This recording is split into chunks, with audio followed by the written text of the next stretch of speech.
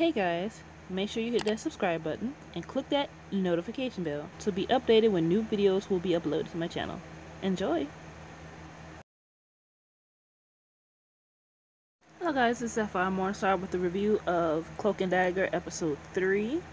In this episode, it was pretty much straightforward. We begin where we left off last time, which was when Tyrone ends up finding himself transported in the road in front of Tandy and her car crashes. She's waking up from, crashing, and clearly she has a concussion because she's sort of dizzy. So she tries to essentially leave, which she does, which is a bad idea. I mean, you have a concussion, you really should not be driving. So what she ends up doing is the car ends up stopping because she crashed it, so it wasn't going to take any further anyway. So she wipes the car down, so in case they look for fingerprints, and goes to her mom's house. That's the part I was like, really? If you worry about the police looking for you, why would you go to your mama's house? Just saying, why would you go to your mama's house?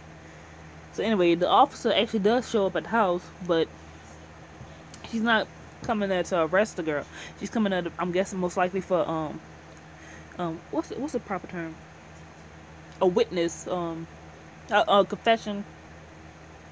You know the thing they do to get, her testimony. Y'all know what I mean. So, because what the boy was saying in the hospital didn't make any sense. So she pretty much needs this girl in order to prove that he was trying to, rape her, because he has defensive wounds on his face, and his pants were buckled, which is all clear signs of, attempted sexual assault. So, the police officer don't know if he actually assaulted her or not, but she needs, her, to testify that. So what happened is the boy, since he got money, his dad is since his dad got money, he ends up, okay, if you remember the guy with the scar on his face, the one that killed Tyrone's brother, right, the crooked cop, he ends up coming up to the police officer and say, hey, look, we found his ID on this drug dealer. So basically, he went to his daddy and pretty much got the investigation to stop.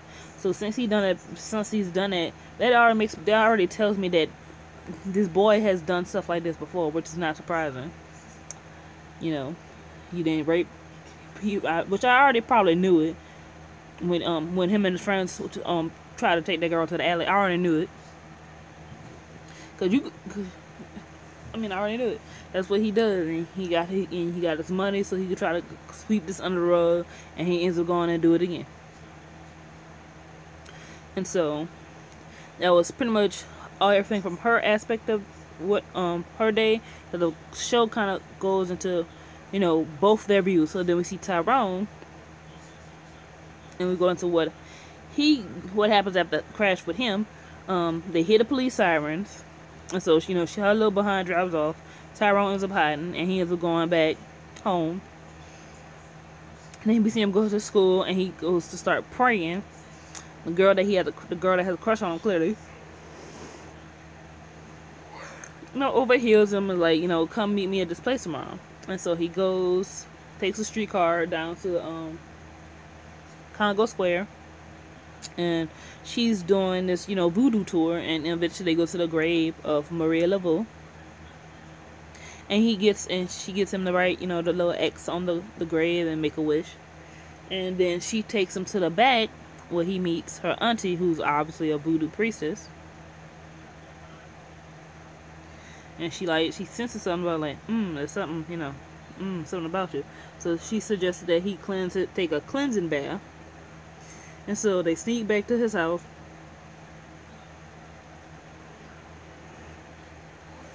And he gets into the bath.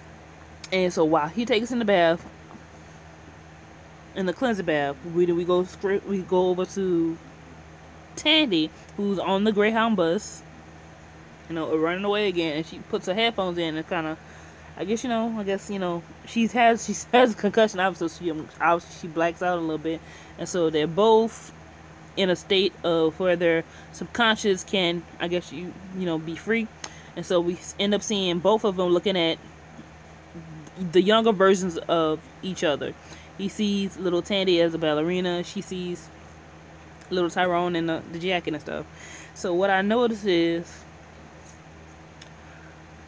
I'm gonna get to that later, but with Tyrone, what he sees her as a ballerina, and she's doing the steps that we seen in the first episode when the teachers Selena do the little moves, and then they're transported to a forest, and we see this glass box. Inside the box is her dad, and obviously supposed to be the board members of that company he was with. And then they go and start waterboarding him. Tandy runs away. Then he chases after her, and they're right back to the box. And then the next time is now some others inside it, and then she runs away. Next time again, it's little Tandy's in there, and she's being sort of kicked out, and he's looking at big Tandy, and is like, basically saying, stop running away. You can't run away from me. You gotta do something about it. Meanwhile, what Tandy sees is, she sees little Tyrone. He's playing with his brother, and what she sees is his friends come on, like, come on, we're gonna get the radio out the car bag. He's like, nah, I'm gonna hang on with my brother today. And from there, she is transported to, what is she transported to? Oh, she sees him in like these woods area, and he's dressed like what would be the time from, 18th century America? How you used to wear those things, those colonial clothing type things. And on the table is like these 3 items. So he takes the first one, which is a gun, points it at the crooked cop, shoots him, and then the police come. He runs. He ends up dying. So he picks up, next time he comes back to the table again. This time he picks up a noose. Same thing happens, and then I'm guessing a sword was the last one, and that's when Tanner realizes that he keeps doing the same thing, and it's gonna end up, he keeps trying to basically kill the officer, and it always ends up with him getting killed. And she's like, you can't keep trying the same thing, you gotta do something new. So she ends up giving him the light dagger, which then turns into handcuffs, sort of signifying that you have to get him arrested, because you trying to kill him is not going to end up good for you, it's going to end up only bad for you. So after these little dreamscapes, they both end up waking up. Tyrone finally gets a kiss from your girl. Well, he kisses her. I'm like, about time, because y'all obviously liked it. It took you long enough. Anyway,